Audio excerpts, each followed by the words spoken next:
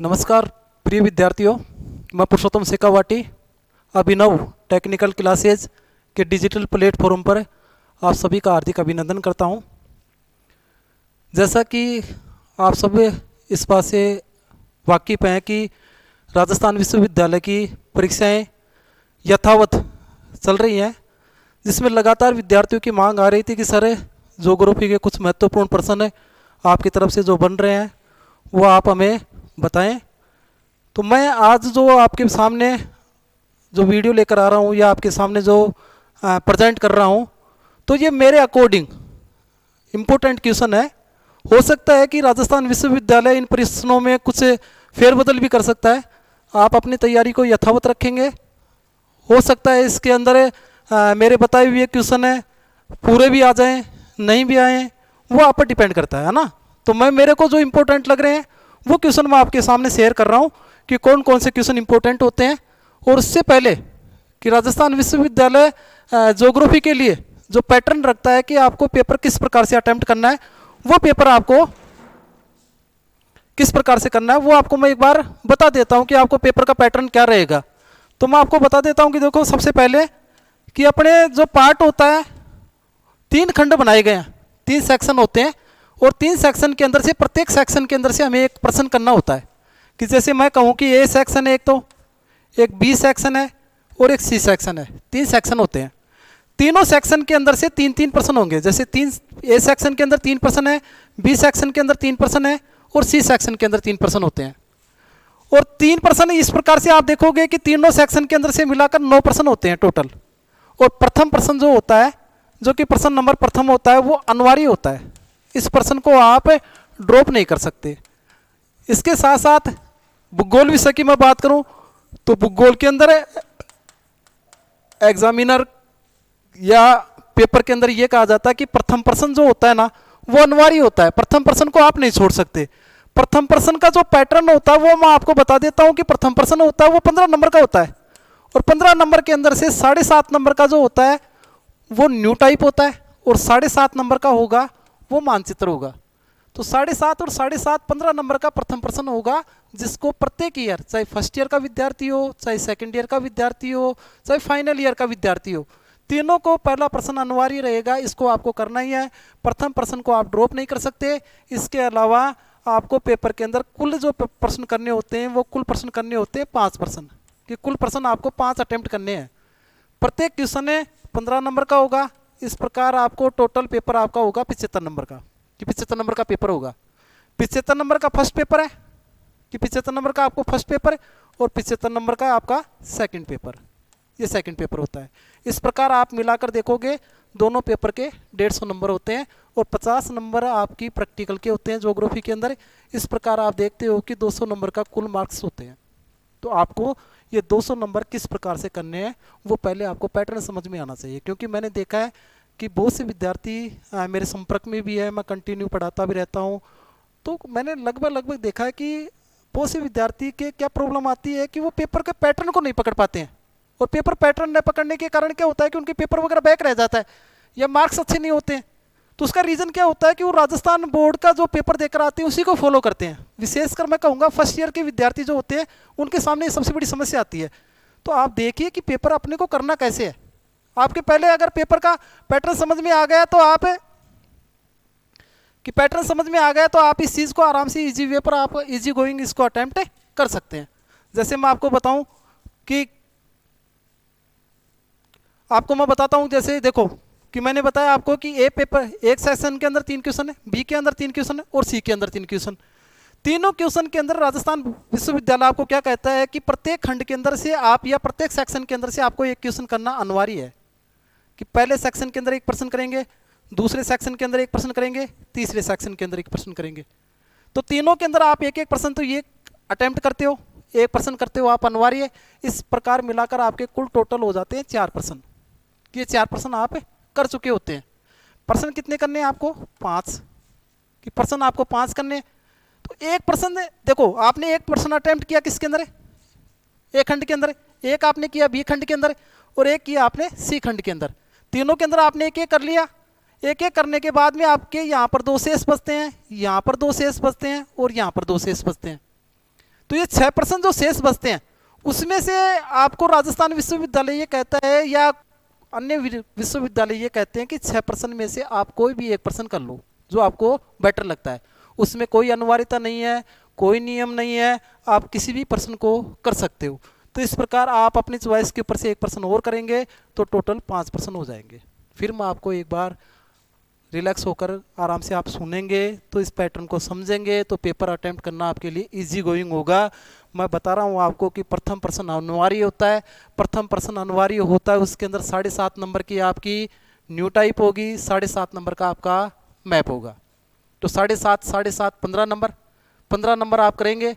15 number देने के बाद में आपको लगेगा कि ये 15 नंबर हमने अटेम्प्ट कर लिए, तो 15 नंबर अटेम्प्ट करने के बाद में आपको लगेगा कि 15 नंबर का आपने पेपर कर दिया। ठीक है, ये आप छोड़ोगे नहीं, प्रथम प्रश्न को नहीं छोड़ोगे। अगर प्रथम प्रश्न को आपने छोड़ दिया तो आप सेकंड पेपर में, सेकंड प्रश्न में किस प्रकार से आपको अटेम्प्ट करना है। मैंने कहा कि तीनों सेक्शन के अंदर 3 सेक्शन होंगे, तीनों सेक्शन के अंदर 3-3 प्रश्न होंगे। 3 प्रश्न में से आपको प्रत्येक खंड के अंदर से 1 प्रश्न करना होगा। जैसे एक खंड के अंदर आपने एक किया, बी में किया और एक सी में किया, तो इस प्रकार एक अनिवार्य और 3 ये प्रश्न करते हो, टोटल 4 प्रश्न आपने अटेम्प्ट कर लिए। बाकी शेष बचते हैं आपके पास में 6 प्रश्न है। इन 6 प्रश्नों में से आपको कितना करना है, 1 प्रश्न करना है। जो भी आपको अच्छा लगता है वो प्रश्न आप कोई भी खंड के अंदर से कर सकते हो। तो टोटल आपके पास में कितने प्रश्न हो जाएंगे, 5 प्रश्न हो जाएंगे। ये 5 प्रश्न आपको अटेम्प्ट करने हैं। अब क्या है कि रही महत्वपूर्ण प्रश्नों की बात, तो मैं देखो आपको बताऊं कि आजकल का युग क्या है कि डिजिटल क्रांति का युग है। बहुत से विद्यार्थी बहुत लंबे समय से मेरे से कह रहे थे कि सर आप डिजिटल बोर्ड पर या डिजिटल प्लेटफॉर्म पर आकर पढ़ाइए। लेकिन मैं आपको बताऊं कि डिजिटल प्लेटफॉर्म पर आने पर क्या होता है कि मेरी भी फर्स्ट क्लास है, ये हो सकता है कि इस क्लास में कुछ कमियां भी रह सकती हैं, लेकिन मैं कोशिश करूंगा नेक्स्ट बार उसको सुधार करने की। तो मैं आपको बता दूं, देखो यहाँ पर है कि यहाँ सब कुछ बिकता है यारो, रहना ज़रा संभल के। यहाँ सब कुछ बिकता है यारो, रहना ज़रा संभल के। बेचने वाले हवा बेच देते हैं गुब्बारों में डाल के। सच बिकता है, झूठ बिकता है, बिकती है हर कहानी। कि सच बिकता है, झूठ बिकता है, बिकती है हर कहानी, तीनों लोक में फैला फिर भी बोतल में बिकता है पानी। तो यहाँ सब कुछ चल रहा है डिजिटल प्लेटफॉर्म के ऊपर। हर व्यक्ति, जो कि मैं ये कहूँगा कि जो मार्कर लेकर जो व्यक्ति खड़ा हो रहा है वो नॉलेजफुल व्यक्ति है, लेकिन फिर भी आप अपने समय का सदुपयोग करते हुए सही दिशा निर्देश पर आप काम कीजिए। आप अपनी सफलताओं को ज़रूर छुएंगे, ऐसी मैं माँ शारदा से कामना करता हूँ। रही बात आज का जो मैं क्लास लेकर आ रहा हूँ, उसके अंदर मैं मेरी तरफ से इंपॉर्टेंट क्वेश्चन बता रहा हूँ। हो सकता है कि वो इंपॉर्टेंट क्वेश्चन एग्जाम में आपको सारे मिले, हो सकता है नहीं मिले। लेकिन पहले क्या होता था कि जब हम पढ़ते थे तो अधिकांशतः जो हमारी स्टडी वगैरह होती थी ऑथेंटिक बुकों से होती थी। वो एक समय था कि लोग ऑथेंटिक बुक को पढ़ना पसंद करते थे। फिर थोड़ा समय निकला तो लोगों ने पासबुक के ऊपर डिपेंड हो गए, पासबुक पढ़ना स्टार्ट कर दिया। पासबुक पढ़ना स्टार्ट करने के बाद में आप थोड़ा समय निकला, उसके बाद में लोग 1 वीक सीरीज़ के ऊपर आ गए। 1 वीक सीरीज़ का मतलब ये होता है कि 1 सप्ताह पढ़ने वाली किताब। तो लोग उस 1 वीक सीरीज़ को लेकर आते थे, इंपॉर्टेंट क्वेश्चन होते थे उसके अंदर, उसको पढ़ना स्टार्ट कर दिया। तो 1 वीक सीरीज़ भी ये कहती है कि कम से कम मुझे 1 सप्ताह पढ़ो। लेकिन आज का विद्यार्थी, एक नई जनरेशन आई है और मैंने देखा है कि वो जो विश्वविद्यालय होते हैं, विश्वविद्यालय को जो कक्षाएं वगैरह होती हैं उनको तो ड्रॉप कर कर चल रहे हैं, कंपटीशन की तरफ ज़्यादा जा रहे हैं। उसका परिणाम भी ये होता है कि परसेंटेज लो होती है, पेपर बैक रह जाते हैं, कई स्टूडेंट होते हैं एक्स स्टूडेंट बन जाते हैं, क्योंकि वो प्रॉपर तरीके से ग्रेजुएशन के ऊपर ध्यान ही नहीं देते। और प्रॉपर तरीके से ग्रेजुएशन पर ध्यान नहीं देने के कारण क्या होता है, पेपर वगैरह बैक रहते हैं। अब जो 1 वीक सीरीज आ रही है ना, उस 1 वीक सीरीज को भी ये क्या बनाकर पढ़ते हैं, 1 डे सीरीज बनाकर पढ़ते हैं। एक दिन 1 सीरीज को पढ़ते हैं और एक दिन पढ़कर वो सोचते हैं कि मेरी परसेंटेज बहुत अच्छी होगी। तो ऐसा नहीं हो सकता है ना। फिर भी मैं कहता हूँ कि देखो, सरस्वती माता की आपके ऊपर कृपा रहे, आपकी अच्छी परसेंटेज बने। आज मैं जो इंपॉर्टेंट प्रश्न लेकर आ रहा हूँ, मैंने मेरी तरफ से कोशिश की है। मैं आपको बार बार कह रहा हूँ, आप इन प्रश्नों को पढ़िए। अपनी तरफ से जो इंपॉर्टेंट प्रश्न आपको और लगते हैं, उन प्रश्नों पर भी आपको ध्यान देना है। कि ये नहीं कि सर ने बताया है तो इम्पोर्टेंट ही होंगे, मैं इसी को पढ़कर जाऊँ, नथिंग। बिल्कुल मैं आपको एक गाइड के तौर पर आया हूँ। मैं प्रॉपर तरीके से एक ये नहीं कह सकता कि ये पेपर होगा। आज जो मैं पेपर लेकर आ रहा हूँ आपके बीच में, वो पेपर मैं फर्स्ट ईयर का भौतिक भूगोल का पेपर लेकर आ रहा हूँ कि भौतिक भूगोल में मुझे इंपॉर्टेंट प्रश्न कौन कौन से लगते हैं। कि फर्स्ट ईयर वाले फिजिकल ज्योग्राफी का फर्स्ट पेपर जो होता है, फिजिकल ज्योग्राफी का मैं प्रथम पेपर लेकर आ रहा हूँ, जो कि राजस्थान विश्वविद्यालय में मैंने जो शेड्यूल देखा है, एग्जाम शेड्यूल देखा है उसके अंदर देखा है कि मैंने कि ज्योग्राफी के अंदर जो पेपर का गैप रखा है वो एक ही दिन की छुट्टी रहेगी आपकी। नेक्स्ट दिन आपका राजस्थान का भूगोल है, तो आपका फर्स्ट पेपर फिजिकल ज्योग्राफी है और सेकंड पेपर आपका राजस्थान का भूगोल है। तो इंपॉर्टेंट प्रश्न कौन से हो सकते हैं मेरी नज़र के अंदर, वो प्रश्नों को मैं आपके बीच में चर्चा कर रहा हूँ। तो देखते हैं अपने प्रथम प्रश्न देखते हैं कि प्रथम प्रश्न कौन सा है। कि प्रथम प्रश्न को अपन देखें तो देखो, बीए पार्ट फर्स्ट ईयर है, भौतिक भूगोल है, फिजिकल ज्योग्राफी है, पहला पेपर आपका इसी का होगा। पहला प्रश्न जो होगा वो आपका अनिवार्य प्रश्न होगा, उस प्रश्न को आप ड्रॉप नहीं कर सकते। मैं कोशिश करूंगा एक मैप की भी आपकी क्लास लेकर आऊँ, वर्ड मानचित्र की कोशिश करूंगा कि मैं जल्दी से जल्दी आपकी एग्ज़ाम स्टार्ट होने से पहले एक विश्व मानचित्र पर आपको वो स्थान दर्शा सकूं जो कि अधिकांश एग्जाम में रिपीट होते रहते हैं। तो मैं कोशिश करूंगा कि एक क्लास में आपकी मानचित्र की और प्रथम में जो प्रश्न होता है उसके 7.5 नंबर का जो मानचित्र होता है प्रथम पेपर में और सेकंड पेपर में, उन दोनों प्रश्नों को मिलाकर दोनों पेपरों को मिलाकर 15 नंबर का जो मैटर होता है उस 15 नंबर के मैटर के अंदर भी मैं आपको वो इम्पोर्टेंट मानचित्र के अंदर वो स्थान भरवाने की कोशिश करूंगा। तो प्रथम प्रश्न को छोड़कर मैं सेकंड प्रश्न से स्टार्ट कर रहा हूँ जो खंड वाइज आपको दे रखे हैं, जिसमें देखोगे आप कि देखो पहला प्रश्न मेरी तरफ से जो इंपॉर्टेंट प्रश्न मेरे को लगा कि प्रथम प्रश्न ये इंपॉर्टेंट हो सकता है, वो प्रश्न कौन सा है कि वो प्रश्न मेरी नज़र में देखो कि वो प्रश्न हो सकता है कि प्रथम यूनिट है। प्रथम यूनिट के अंदर जैसे मैंने कहा कि पृथ्वी की आंतरिक संरचना की जानकारी देने वाले साधनों का वर्णन कीजिए कि पृथ्वी की जो आंतरिक संरचना होती है, जैसे आपने देखा कि ये पृथ्वी है आपकी और पृथ्वी के अंदर आप देखते हो कि ये पृथ्वी की स्थिति आप देखोगे कि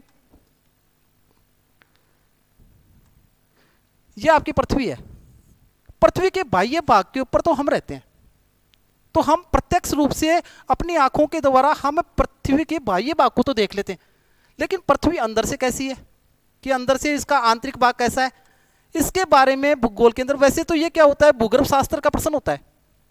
भूगर्भ शास्त्र किससे जुड़ा हुआ टॉपिक है, लेकिन हमारी पृथ्वी के अंदर क्या है कि क्योंकि भूगोल एक पृथ्वी से जुड़ी हुई है, इसलिए हमें पहले क्या देखना पड़ता है कि पृथ्वी के बारे में समझना पड़ता है कि पृथ्वी अंदर से कैसी है।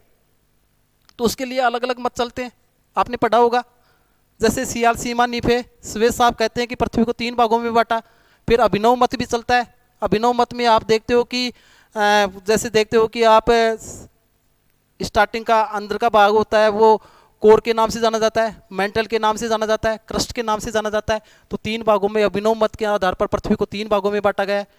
फिर उसके बाद में आप देखते हो किसने देखो प्रश्न को 2 तरीके से इसने पूछा है। पहला क्या पूछा है, पृथ्वी की आंतरिक संरचना की जानकारी देने वाले साधनों का वर्णन कीजिए। तो आपको 2 साधन बताने हैं। पहला प्रत्यक्ष साधन कौन कौन से होते हैं जिसके द्वारा हम प्रत्यक्ष जानकारी ले सकते हैं, और अप्रत्यक्ष साधन कौन कौन से होते हैं जिससे हम पृथ्वी की प्रत्यक्ष तो जानकारी नहीं ले सकते, लेकिन अप्रत्यक्ष रूप से हमें जानकारी कैसे प्राप्त हो सकती है। तो ये दोनों को आप लिखोगे। एक ज्योग्राफी में अच्छे मार्क्स आपको लेकर आने हैं तो ज़्यादा से ज़्यादा डायग्राम बनाकर आने। डायग्राम बनाइए, मानचित्र के द्वारा प्रदर्शित कीजिए, चित्र वगैरह ज़्यादा से ज़्यादा बनाइए, जिससे क्या है कि लिखना सब कुछ नहीं होता है, आप उसको प्रेजेंट कैसे कर रहे हो। आप शॉर्ट स्वीट लैंग्वेज के अंदर लिखिए, लेकिन डायग्राम ज़्यादा बनाइए, चित्र ज़्यादा बनाइए। एग्जामिनर उसको लाइक करता है। जो पेपर चेक करने वाला होता है, चाहे किसी के पास भी कॉपी जाती है, तो वो आपके डायग्राम वगैरह को, चित्र वगैरह को ज़्यादा देखता है। फिजिकल ज्योग्राफी तो बहुत इंपॉर्टेंट होती है। और मैं ये कहूँ कि मेरी नज़र के अंदर जो मुझे ज्योग्राफी का थोड़ा बहुत जो अनुभव है, जो भी मैंने पढ़ाया है या मैंने पढ़ा है, तो मैं कहता हूँ कि ज्योग्राफी की जो कुंजी मानी जाएगी ना, फिजिकल ज्योग्राफी है। कि ज्योग्राफी की कुंजी ही फिजिकल ज्योग्राफी है। जिस विद्यार्थी की फिजिकल ज्योग्राफी ठीक होती है, वो ज्योग्राफी में लगभग आगे भी उसकी कोई प्रॉब्लम नहीं होती है। तो पहला प्रश्न आपने किया कि पृथ्वी की आंतरिक संरचना की जानकारी देने वाले साधनों का वर्णन कीजिए। तो प्रत्यक्ष और अप्रत्यक्ष साधन मैंने आपको बताया कि उसमें आपको सूची देखनी है, कौन से प्रत्यक्ष साधन होते हैं, कौन से अप्रत्यक्ष साधन होते हैं। फिर इसके साथ साथ इसने क्या कहा है कि इस प्रश्न को 2 भागों में बांटा इसने कि भूकंप विज्ञान के प्रमाणों के आधार पर पृथ्वी की आंतरिक संरचना की विवेचना कीजिए। इंपॉर्टेंट क्या है इसके अंदर, भूकंप विज्ञान है। और सबसे अच्छी जानकारी हमें उपलब्ध करवाता है ना पृथ्वी की आंतरिक संरचना के बारे में, वो भूकंप उपलब्ध करवाता है। अब भूकंप के बारे में आपको पढ़ना है। हो सकता है प्रॉपर तरीके से आपसे भूकंप से संबंधित क्वेश्चन आ जाए, ज्वालामुखी से संबंधित क्वेश्चन आ जाए, या पृथ्वी की आंतरिक संरचना के बारे में प्रश्न पूछे। तो वो भी कोई भी प्रश्न पूछेगा ना, तो वो भूकंप का प्रश्न आपके लिए इंपॉर्टेंट होगा। पृथ्वी की आंतरिक संरचना की सबसे अच्छी जानकारी हमें कौन उपलब्ध करवाता है? भूकंप उपलब्ध करवाता है। अब इसमें भूकंप से तरंगें जो निकलती हैं, जैसे आपको हो गया कि सर कौन कौन सी तरंगें निकलती हैं? पी निकलती है, एस निकलती है, एल निकलती है। 3 तरंगें होती है, प्राइमरी, सेकेंडरी और धरातलीय तरंग, लैंडवेज जो होती है ना। तो ये 3 तरंगें होती हैं। इसके अलावा इसके पार्ट होते हैं, जैसे पी स्टार होती है, एस स्टार होती है ना, पी स्टार, एस स्टार। इसकी का एक पार्ट होता है पीजी, इसी का पार्ट होता है एसजी। ये 2 और होती हैं। तो इनके द्वारा हमें किस प्रकार पृथ्वी की आंतरिक संरचना के बारे में जानकारी प्राप्त होती है, ये आपको पढ़ना है। मेरी नज़र में इंपॉर्टेंट क्वेश्चन है, हो सकता है एग्जामिनर इसके ऊपर पूछ सकता है। तो आपको पहला प्रश्न तो ये याद करना है, ठीक है ना। सेकंड प्रश्न की मैं चर्चा करूँ आपके सामने। जैसे सेकंड प्रश्न मेरे लिए या मेरे को कौन सा इंपॉर्टेंट लगा, तो देखो वैगनर का महाद्वीपीय विस्थापन सिद्धांत या प्रवाह सिद्धांत। इसी के साथ साथ आप इस प्रश्न के साथ साथ एक चीज और पढ़ोगे, प्लेट विवर्तनिकी सिद्धांत। प्लेट विवर्तनिकी सिद्धांत देखो सबसे अच्छा सिद्धांत है ना ज्योग्राफी के अंदर, वो प्लेट विवर्तनिकी सिद्धांत है। लेकिन प्लेट विवर्तनिकी सिद्धांत जो दिया गया है ना, वो आधुनिक सिद्धांत है, वो साइंटिस्टों ने दिया है। लेकिन इसकी जो रूपरेखा देखोगे ना आप, कि इसको सोचने के लिए मजबूर जो किया, वो किसने किया? वो वैगनर साहब ने किया। ऐसा कहते हैं कि भूगोल के अंदर वैगनर साहब ने 1912 के अंदर ये सिद्धांत प्रस्तुत किया था और 1924 के अंदर जाकर इसका अंग्रेजी में अनुवाद हुआ था। 1924 में अंग्रेजी में अनुवाद हुआ और काफी विख्यात हुआ ये सिद्धांत।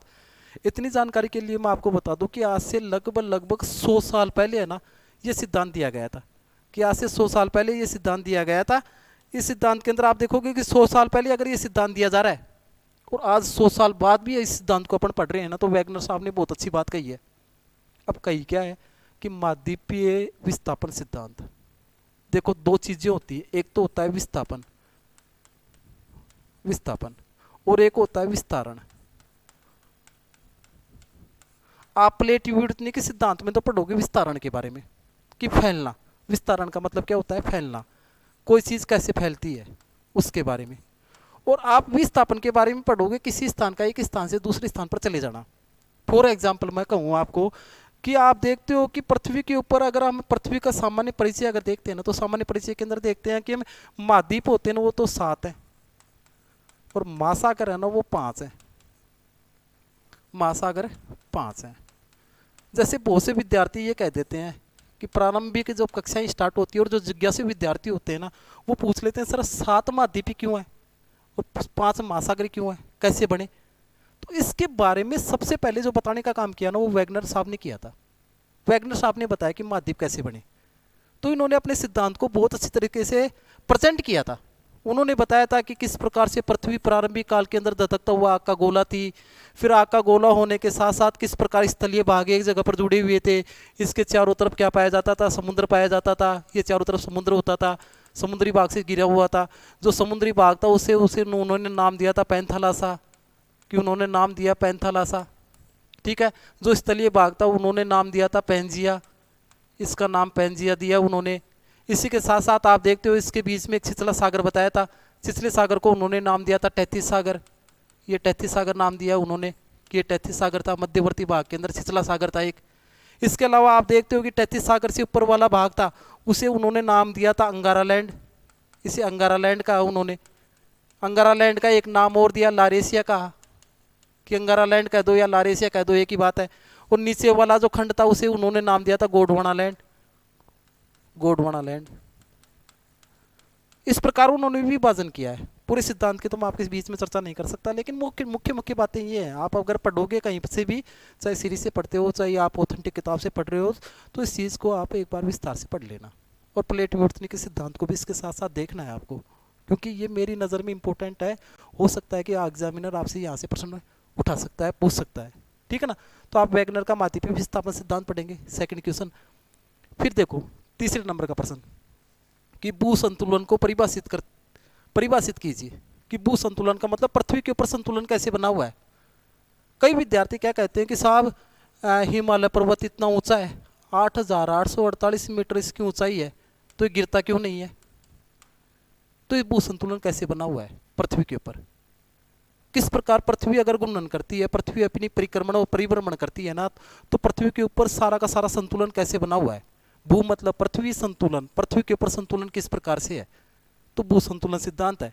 और भू संतुलन सिद्धांत पर कई भूगोलवेताओं ने अपने विचार प्रस्तुत किए। जैसे आप पढ़ोगे सर जॉर्ज एरी, सर जॉर्ज एरी है ये, एरी के बारे में पढ़ोगे, एरी साहब अपने विचार देते हैं, प्राट साहब अपने विचार देते हैं, बोवी साहब अपने विचार देते हैं।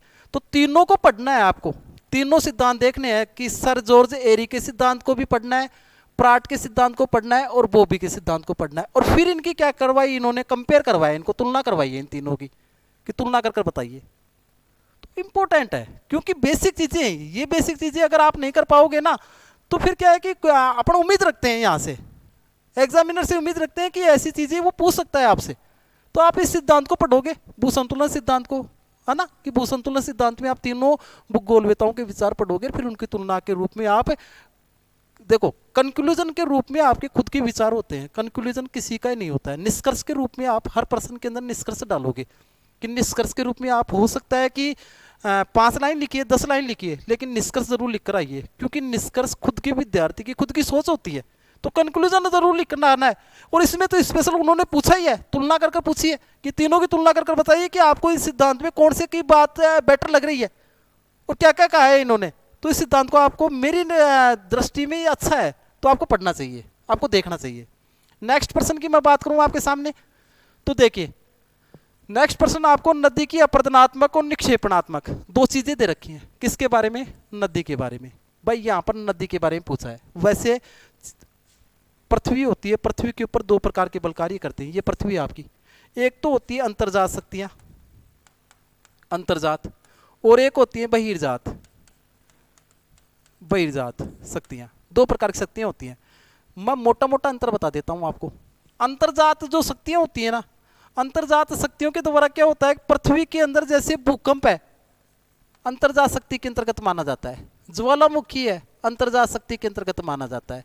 इसके अंतर्गत क्या होता है भाई, देखो इसके अंदर होता है कि ये आकस्मिक होते हैं, कभी भी आ सकते हैं, कभी भी किसी भी समय भूकंप हमें महसूस हो सकता है, ज्वालामुखी महसूस हो सकती है।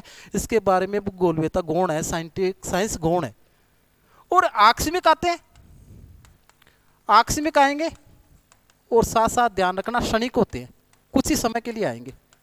क्षणिक होंगे और आकस्मिक होंगे, कि आकस्मिक हैं अचानक आते हैं, और क्षणिक का मतलब थोड़े समय के लिए आते हैं, लेकिन परिवर्तन करते हैं ना, वो भारी परिवर्तन करते हैं, बड़ा परिवर्तन करते हैं। ध्यान रखना, बड़ा परिवर्तन करेंगे। अब बड़ा परिवर्तन क्या करेंगे, हो सकता है कि कहीं पर पर्वत का निर्माण कर दें, कहीं पर पठार का निर्माण कर दें, कहीं पर गर्त का निर्माण कर दें।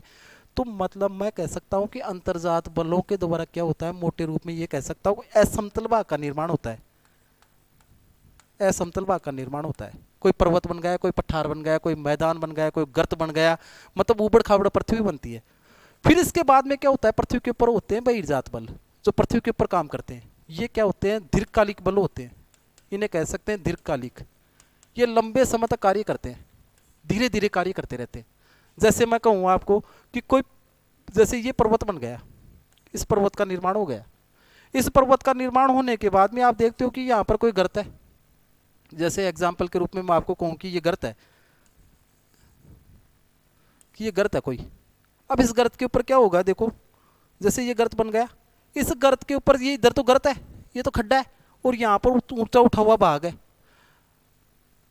ये बहिर्जात बल जब तक कार्य करेंगे कि जब तक ये गर्त तो पूरी तरह से कट नहीं जाएगा और ये खड्डा पूरी तरह से भर नहीं जाएगा। फॉर एग्जाम्पल कहूँ कि मैं नदी, वर्षा होगी तो नदी का पानी है ना, हमेशा ढाल से ढाल की तरफ बहेगा, हमेशा नीचे की तरफ जाएगा। यहाँ पर पानी ऐसे नीचे पानी जाएगा, यहाँ पर पानी जाएगा, और पानी के साथ साथ यहाँ पर क्या होगा कि कंकर पत्थर बजरी वगैरह को काटना स्टार्ट करेगा। कंकर पत्थर बजरी वगैरह कटकर यहाँ पर गिरते रहेंगे, और यहाँ पर तब तक ये कार्य चलता रहेगा जब तक ये पर्वत पूरी तरह से कट नहीं जाए और गर्त है ना ये पूरी तरह से भर नहीं जाए। तो ये सारा कार्य करते हैं ना असमतल भाग को समतल बनाने का, कि असमतल भाग को समतल बनाने का जो कार्य करते हैं ना वो बहिर्जात बल करते हैं।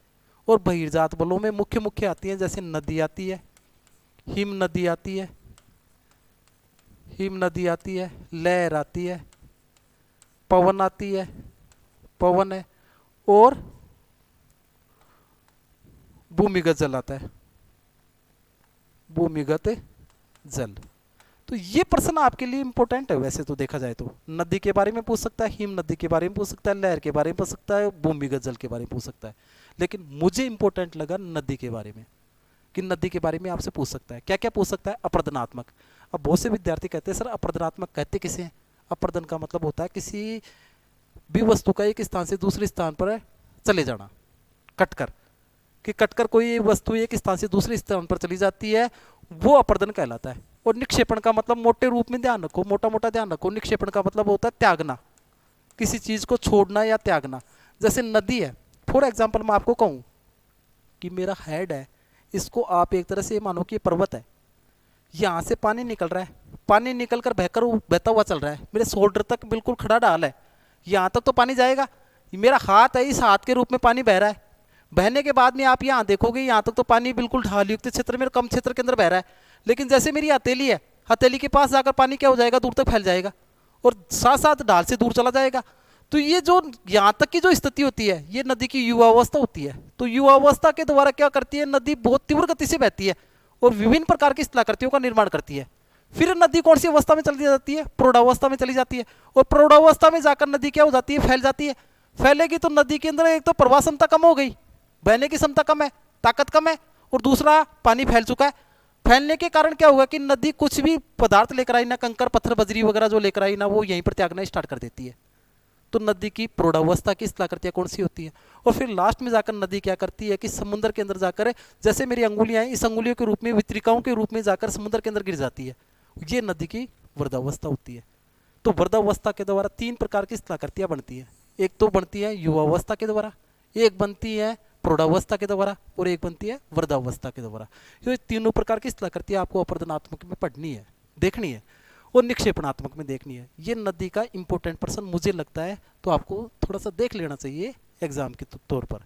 नेक्स्ट पर्सन की मैं बात करूँ आपके सामने, तो नेक्स्ट पर्सन है यूनिट सेकंड है। ये ध्यान रखना, वो फर्स्ट यूनिट में मुझे 4 क्वेश्चन इंपॉर्टेंट लगे, मैं यूनिट सेकंड की बात कर रहा हूँ आपके सामने कि यूनिट सेकंड में कौन कौन से पर्सन इंपॉर्टेंट है। तो वो यूनिट सेकंड के अंदर मैं देखूँ आपसे, तो यूनिट सेकंड के अंदर कौन कौन से पर्सन इंपॉर्टेंट हो सकते हैं। तो देखो, पहला प्रश्न मैंने बनाया सूर्य ताप, कि सूर्य से जो ताप आता है वो किस प्रकार से, सूर्य ताप के बारे में आप क्या समझते हैं? पहले तो सूर्य ताप के बारे में बताना है आपको, कि सूर्य की स्थिति के बारे में समझाना है। फिर पृथ्वी पर इसको प्रभावित करने वाले कारक कौन कौन से हैं, कि पृथ्वी पर जो सूर्य ताप आ रहा है ना, ये किस किस से प्रभावित होता है, इसके बारे में आपको बताना है। तो ये क्या है कि प्रभावित करने वाले कारक आप पॉइंटों को बनाकर और उनको विस्तार से बता सकते हो। पॉइंट याद कीजिए, बिंदु याद कीजिए, 10-12 पॉइंट हैं, उनको याद कीजिए और उनको विस्तार से आप 2-2, 5-5, 10-10 लाइन के अंदर लिख कर आते हो, क्योंकि प्रत्येक क्वेश्चन का जवाब वो कहता है कि मिनिमम है ना आप 200 शब्दों के अंदर दीजिए। और 200 शब्दों में मैं जहाँ तक मानता हूँ ना, एक पृष्ठ के अंदर लगभग अगर अपन साफ सुथरा लिखते हैं ना, तो 50 शब्दों से ज़्यादा नहीं लिखा जाता है। तो 4 से 5 पृष्ठों के अंदर आपका जवाब होना चाहिए। तो इसके पॉइंट याद कीजिए, पॉइंट याद करने के साथ साथ उसको थोड़ा सा विस्तार से बता दीजिए। नेक्स्ट प्रश्न मैं आपसे चर्चा करूं, तो नेक्स्ट प्रश्न देखिए, वायु राशियाँ क्या है? वायु राशियों को आपको उष्ण वायु राशि, शीत वायु राशि दोनों को देखना है। विश्व में वायु राशियों का वर्गीकरण प्रस्तुत कीजिए, कि विश्व में वायु राशियाँ किस किस प्रकार से प्रभावित होती हैं, कौन कौन से क्षेत्र को प्रभावित करती हैं। वायु राशियों का विश्व धरातल पर वितरण समझाइए, कि वायु राशियाँ विश्व धरातल पर किस किस प्रकार से पाई जाती हैं। नेक्स्ट प्रश्न मैं बात करूँ आपसे, तो शीतोष्ण कटिबंधीय चक्रवात और उष्ण कटिबंधीय चक्रवात। चक्रवात 2 प्रकार के होते हैं, एक होता है शीतोष्ण कटिबंधीय चक्रवात और दूसरा होता है उष्ण कटिबंधीय चक्रवात। बहुत से विद्यार्थी कहते हैं कि सर चक्रवात, हाँ चक्रवात का मतलब होता है, अपना नाम ही खुद ही बता रहा है, चक्रवात यानी चक्कर खाते हुए हवा, कि चक्कर खाते हुए हवा। इसके अंदर क्या होता है, देखो, एक तो होता है प्रतिचक्रवात और एक होता है चक्रवात। प्रतिचक्रवात में चक्रवात में अंतर होता है, कि जैसे मैं कहूँ कि ये समदाब रेखाएं हैं, ये समदाब रेखाएं इस प्रकार से बना दी मैंने, कि ये समदाब रेखाएं हैं, कि ये समदाब रेखाओं के द्वारा मैं इस प्रकार से प्रदर्शित कर सकता हूँ कि ये समदाब रेखाओं का ये चित्र है। तो इसमें क्या होता है कि जैसे मैं कहूँ कि यहाँ पर तो वायु दाब है ना, वो 1000 MB है, मिलीबार है, यहाँ पर 1004 मिलीबार है, यहाँ पर मैं कहूँ 1008 मिलीबार है, यहाँ पर मैं कहूँ 1012 मिलीबार है, और यहाँ पर मैं कहूँ 1016 मिलीबार है। ये अलग अलग मिलीबार में वायुदाब को हमेशा मिलीबार के अंदर नापा जाता है। और ये तो है इसका केंद्र, और ये इसके चारों तरफ है परिधि। अब देखो, यहाँ पर तो अधिक वायुदाब और यहाँ पर कैसा है, लो, तो मैं कहूँ कि ये तो हाई प्रेशर है, ये हाई प्रेशर है और ये कैसा है, लो प्रेशर है। और पवन की एक विशेषता होती है, हमेशा हाई प्रेशर से लो प्रेशर की ओर चलती है, हमेशा उच्च वायुदाब से न्यून वायुदाब की ओर चलेगी पवन। तो पवन हमेशा क्या करेगी, परिधि से केंद्र की तरफ चलने की कोशिश करेगी। ये परिधि है, इस परिधि से केंद्र की ओर चलना प्रारंभ करेगी। ये परिधि है, इस परिधि से इस प्रकार से केंद्र की तरफ जाएगी। जब हवा परिधि से केंद्र की ओर चलने लग जाती है ना, तो चक्रवात का निर्माण होता है, कि चक्रवात बनता है। कि ध्यान रखना, परिधि से केंद्र की ओर हवाएं चलेंगी तो हमेशा चक्रवात का निर्माण होगा। और केंद्र से, जब केंद्र में हाई प्रेशर हो और बाहर लो प्रेशर हो, केंद्र से बाहर की ओर हवाएं चलना प्रारंभ कर देती है ना, पवनें चलना प्रारंभ कर देती हैं, तो प्रति चक्रवात का निर्माण होता है। तो यहाँ पर दोनों चक्रवात के बारे में चर्चा की है, शीतोष्ण कटिबंधीय चक्रवात और उष्ण कटिबंधीय चक्रवात की उत्पत्ति के बारे में बताइए कि उत्पत्ति कैसे होती है इसकी। फिर इनकी विशेषता बताती है, इनकी कैरेक्टरिस्टिक्स बतानी है कि इनकी विशेषताएं क्या क्या होती है। फिर इनका पथ बताना है, कहाँ कहाँ से गुजरती है, कितने अक्षांश से कितने अक्षांशों के बीच में चलती हैं। इनके दौरान मौसम कैसा बनता है, मौसम के बारे में बताना है। साथ साथ इनकी तुलना करनी है, दोनों को कंपेयर कर कर बताना है कि दोनों की तुलना कर कर बताओ फिर कि दोनों में मुख्य अंतर क्या है, दोनों का कंपेयर करना है। तो मुझे इस शीतोष्ण कटिबंधीय चक्रवात और उष्ण कटिबंधीय चक्रवात का प्रश्न अच्छा लगा, तो मैंने इस स्लाइड के अंदर इसको जोड़ा है, अपने पेपर के अंदर जोड़ा है, आपको पढ़ना है इस प्रश्न को। नेक्स्ट प्रश्न देखिए आप, कि कोपेन के विश्व जलवायु वर्गीकरण की व्याख्या कीजिए। दो है, एक तो कोपेन और एक थॉर्नवेट है। थॉर्नवेट, ये दो है, कोपेन और थॉर्नवेट। इसके बारे में हर साल प्रश्न आता है, और ये प्रश्न है ना, पूरी तरह से ये कह सकता हूँ कि मैं समझने पर तो बहुत कम डिपेंड करता है, लेकिन रटने पर बहुत ज़्यादा डिपेंड करता है।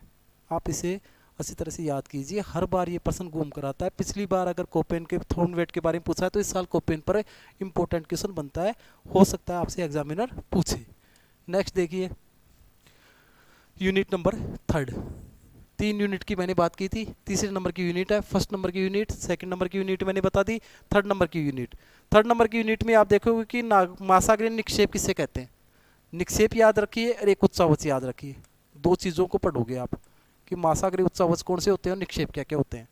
महासागरीय निक्षेपों का वर्गीकरण कीजिए तथा तरातली वितरण बताइए। तो उच्चावच भी बताने और निक्षेप भी बताने, दोनों आपको याद रखने हैं। जैसे कि आप देखते हो कि धरातल के ऊपर जिस प्रकार पर्वत पठार मैदान बने होते हैं ना, उसी प्रकार महासागर के अंदर आंतरिक भाग के अंदर समतल नहीं है, आंतरिक भाग के अंदर भी जैसे मग्न तट है, मग्न ढाल है, सागरीय मैदान है, गर्त हैं, महासागरीय गर्त है, ये सब बनते हैं महासागरों के अंदर। वो कहाँ कहाँ पर किस किस प्रकार से पाए जाते हैं और कौन कौन से महासागर में कितने कितना उच्चावच की दृष्टि से कितना कितना प्रतिशत किसके अंदर पाया जाता है, वो आपको पढ़ना है। नेक्स्ट देखिए, ज्वार भाटा, दो वर्ड हैं कि पानी का चंद्रमा के गुरुत्वाकर्षण बल के कारण, चंद्रमा और सूर्य के गुरुत्वाकर्षण बल के कारण पानी का ऊपर जाना, जितना पानी ऊपर जाता है उतना ही वापस बैक आता है, पीछे की तरफ आता है। कि उतना ही पानी क्या आएगा, बैक आएगा, पीछे की तरफ आएगा। जितना बैक आता है, ये ऊपर जाता है, इसे कहते हैं ज्वार, और जितना पीछे आता है ना उसे कहते हैं भाटा। तो ज्वार भाटा के कारणों को बताइए। तो ध्यान रखना, मोटा कारण तो है ना चंद्रमा का गुरुत्वाकर्षण बल है, इसके साथ साथ इसको चंद्रमा के गुरुत्वाकर्षण बल के साथ साथ किसको, कि आप देखते हो कि चंद्रमा का गुरुत्वाकर्षण बल है, साथ साथ इसके साथ आप देखोगे कि सूर्य का गुरुत्वाकर्षण बल भी इसको प्रभावित करता है। तो इसको समझना है, इंपॉर्टेंट है भाई, ध्यान रखना, मेरी नज़र में बहुत इंपॉर्टेंट प्रश्न है ये। क्योंकि ये जब अपना अच्छे लेवल की तैयारी करते हैं ना, तो वहाँ से भी हमेशा इसमें से प्रश्न पूछा जाता है, एक दो क्वेश्चन जरूर आते हैं। जैसे मैं बात करूँ आपसे स्कूल लेक्चर के बारे में, मैं बात करूँ आपसे कॉलेज लेक्चर के बारे में, या कोई भी जनरल कंपटीशन की अपनी तैयारी करते हैं ना, तो ज्वार भाटे के बारे में आता है। तो जनरल प्रश्न है, वैसे सामान्य विद्यार्थी तो इसको कम टच करता है, लेकिन आपका प्रॉपर सब्जेक्ट होने के कारण आप इसको बेटर तरीके से देखेंगे।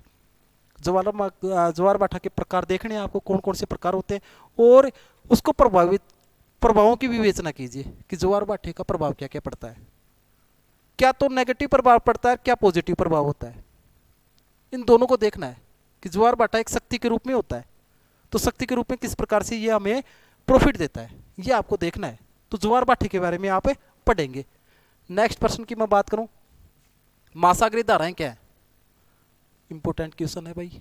महासागरीय धाराएं किस प्रकार से बनती हैं महासागर के ऊपर, कि हवाएं जो चलती है महासागर के ऊपर, लहरें जो चलती हैं, प्रवाह जो बनता है, महासागरीय प्रवाह बनता है, वो किस प्रकार से बनता है, वे किस प्रकार से उत्पन्न होते हैं।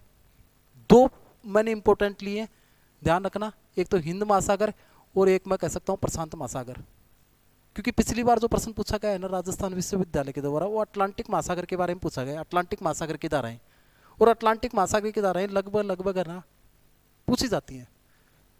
तो मेरी नज़र में अब की बार दो महासागर इंपॉर्टेंट है, एक तो हिंद महासागर, एक प्रशांत महासागर। बहुत अच्छा डायग्राम बनता है, बहुत कम मैटर होता है, आराम से इजी गोइंग, आप धाराओं के नाम याद करोगे ना तो इजी गोइंग ये प्रश्न तैयार हो सकता है और अच्छे नंबर दिलाएगा आपको। मेरे ऊपर विश्वास रखिए, आप अगर डायग्राम वगैरह बना कर आते हैं बहुत बेटर नंबर होंगे आपके। नेक्स्ट प्रश्न की मैं अगर आपसे हमने बात करूं तो नेक्स्ट प्रश्न देखिए, परवाल भित्ति। परवाल भित्ति क्या होता है? एक समुद्री मूंगा होता है, उस समुद्री मूंगे के ऊपर चूने का एक खोल होता है, जो वो मरता है तो चूने का खोल चिपकता हुआ चलता है और धीरे धीरे वो चिपकते हुए क्या कर लेता है, एक बड़े स्थलाकृति का निर्माण कर लेता है, एक बीच में समुद्र के बीच में एक द्वीप बन जाता है, तो उसे प्रवाल भित्ति युक्त द्वीप कहते हैं। जैसे फॉर एग्जाम्पल मैं कहूँ आपको, जैसे ये भारत की स्थिति है, तो भारत की स्थिति के अंदर अपने यहाँ पर देखते हैं ये श्रीलंका की स्थिति आती है, और श्रीलंका के बीच में ये जो होता है इसे बोलते हैं राम सेतु। तो ऐसा कहते हैं कि ये राम सेतु जो बना हुआ है ना, ये राम सेतु भी किसका बना हुआ है? परवाल निर्मित है, ये परवाल से बना हुआ है। लक्षद्वीप परवाल से निर्मित है।